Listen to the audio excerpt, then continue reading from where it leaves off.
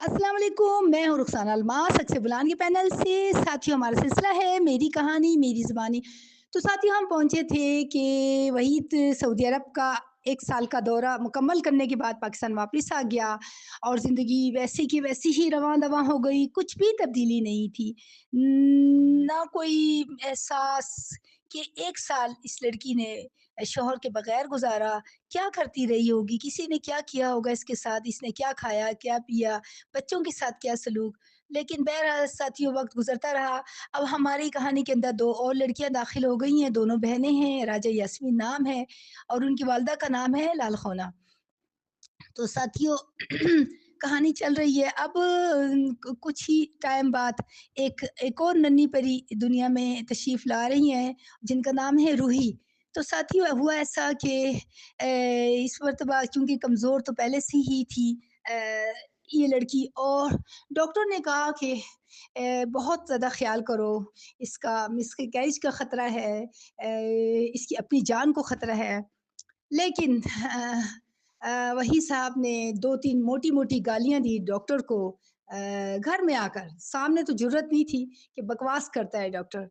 तो बहरहाल क्या ख़्याल करना था, क्या एहतियात करनी थी, तो वो बच्ची जो हुई बहुत एक अज़ियतनाक सफ़र तय करके दुनिया में तशरीफ़ लाई और डॉक्टरों ने जवाब दे दिया माँ को कि इसके बचने की उम्मीद नहीं है, ना बच्ची बचेगी, ना माँ बचेगी। लेकिन बहरहाल 2 दिन वो ज़िंदा रही और वो उसका जो पूरा वाक़या है, जनवरी के महीने में वो हुई और बहुत अज़ियतनाक, बहुत तकलीफ़ थे। और मैं इस मर्तबा तो अपने मैसेज में वो नहीं बता रही कि वो सारा वाक़या क्या हुआ, कैसा हुआ। लेकिन आइंदा आने वाली वक़्त में जब कभी मुझे मौका मिला किसी चैनल पे बात करने का, जब कभी मुझे मौका मिला कोई एनजीओ मेरे साथ जुड़ गई या कोई बाशऊर अदारा किसी ने मुझे तहफ़्फ़ुज़ दिया, मुझे मौका दिया बोलने का, बताने का, तो मैं ज़रूर बताऊँगी। तो वो बच्ची जिसका नाम रूही था, वो दुनिया से रुखसत हो गई और उसके बाद साथियों दोबारा से ज़िंदगी का सफ़र रवां-दवां हो गया। चीज़ें वैसे की वैसे ही चल रही थी। तो इस दौरान बच्चे बड़े हो रहे थे और अब चूँकि ये वापस आ गया था, तो फिर दोबारा से ये अपनी कोहाट में, अपनी जॉब पर वापस चला गया। शायद फिर जो गोल्डन हैंडशेक थी वो ले ली और वक़्त से पहले वो भी ले ली और बच्चों का सिलसिला इस तरह चलता रहा, बच्चे बड़े हो गए, कभी वो करक में पढ़ते, तो कभी वो कोहाट में पढ़ते। तो इस तरीके से कोई उनकी एक जगह नहीं थी क्योंकि कोहाट में बाप रहता था। अब इसकी वहीद की कोशिश होती थी कि ये करक से दूर रहे। ये कहता था इसको कई दफ़ा रिक्वेस्ट की कि जहाँ बीवी-बच्चे रहते हैं, वहीं तुम रहो। तो वो कहता था कि करक जो है इंसानों की रहने की जगह नहीं है, उसका अपने घर के बारे में ये ख़्याल था। वो कह रहा था ये जो घर की लड़ाई, झगड़े, शोर-शार है इन लोगों की मैं बर्दाश्त नहीं कर सकता। साथियों, लेकिन अपने बीवी-बच्चों को उसने वहाँ रखा हुआ था, औरों के रहम-ओ-करम पर। तो साथियों सिलसिला चलता रहा। इस दौरान 1994 94 में घरवालों को ख़्याल आया कि माली लिहाज़ से तो ये लोग बहुत कमज़ोर हैं और वहीद ने तो काम करना नहीं, वो तो कामचोर है, जितना कर सकता है उतना करेगा। तो क्यों ना हम इस लड़की को टीचर लगा दें। तो साथियों ये टीचर लगाने का ख़्याल भी इन्हीं का था, तजवीज़ भी इन्हीं की थी क्योंकि घर के करीब ही बिल्कुल करीब ही ऑफ़िस था जिसमें कि मेरी नंद सुरैया बल्कीस उसमें डीओ थी। तो उन्होंने टीचर लगा दिया। तो जब मुझे पता चला तो मैं रोई, मना किया, इनकार किया, मैं नहीं करना चाहती थी जॉब। वजह इसकी ये कि मुझे मालूम था कि अगर मैंने जॉब की तो मुझे इनके पास रहना पड़ेगा मजबूरन। और मेरा ख़्याल है इस दौरान फिर मैं कोहाट चली गई थी। कोहाट में भी हमने कोई किराए का घर ले लिया था जंगल खेल में, तो ये आना-जाना चल रहा था, मैं नहीं रहना चाहती थी। इस दौरान मेरा ख़्याल है कि एक और बच्ची दुनिया में तशरीफ़ ले आई और उस घर का वो घर हमारा इसलिए मशहूर था कि उसमें अंजीर का बड़ा दरख़्त लगा था, बहुत ज़बरदस्त अंजीर होता था उसमें।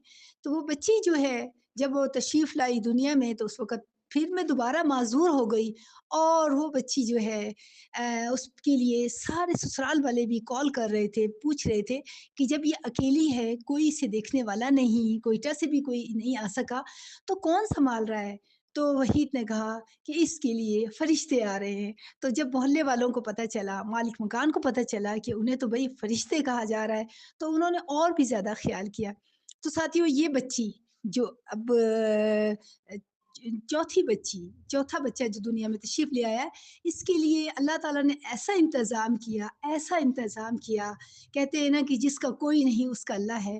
سب سے زیادہ پروٹوکول، سب سے زیادہ محبت، سب سے زیادہ پیار، خیال اس بچی کو ملا، باقی سب کی نسبت۔ اور یہ بچی اوور کانفیڈنس تھی، بے انتہا میٹھی طبیعت کی، یہ غم اور دکھ یا ڈانٹ ڈپٹ سے بالکل ناشنا تھی، کیونکہ جو مالک مکان تھی وہ دونوں سوکنے تھیں، ان کے بچے نہیں تھے، اور جو ان کا شوہر تھا وہ بھی اس بچی کو ایسے پیار کرتے تھے جیسے گھر کی بچی ہو، چھوٹے سی بچی کو پیچھے تکیہ لگاتے، اس کے لیے ٹرے رکھتے اس کے کھانے پینے کا، تو اس طرح پھولوں میں وہ بچی وہاں پلی۔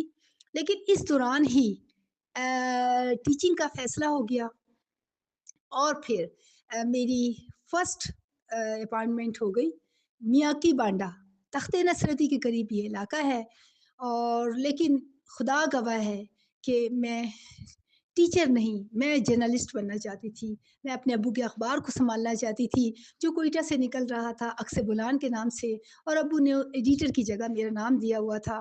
میرا بڑا محل تھا، میری بڑی سوچ تھی، میرا بڑا گول تھا کہ میں جو ہوں پریس میں جاؤں گی، میں جرنلسٹ بنوں گی، میں ظلم کے خلاف کھڑی ہوں گی، میں مظلوم کا ساتھ دوں گی، میرے بڑے خواب تھے، اور لیکن میں ٹیچر ہو گئی۔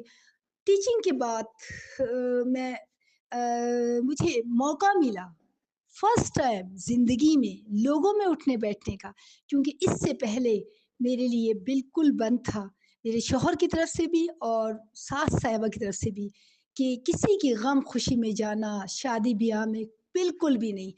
اس کے لیے وہ ایک لفظ استعمال کرتے ہیں کہ حد سے بیجا میں رکھا ہوا تھا۔ تو ٹیچنگ کی بدولت، ٹیچنگ میری زندگی میں روشنی بن کر آئی، اور مجھے لوگوں میں اٹھنے بیٹھنے کا، بات کرنے کا، سیکھنے کا موقع ملا، مجھے تمیز آئی، شعور آیا۔ تو ساتھیو ملتے ہیں اگلی قسط کے ساتھ۔ آپ لوگوں کا تعاون چاہیے، اکیلے میں اس سفر کو لے کے جانا میرے لیے مشکل ہے۔ اپنا بہت خیال رکھیے گا، اللہ حافظ۔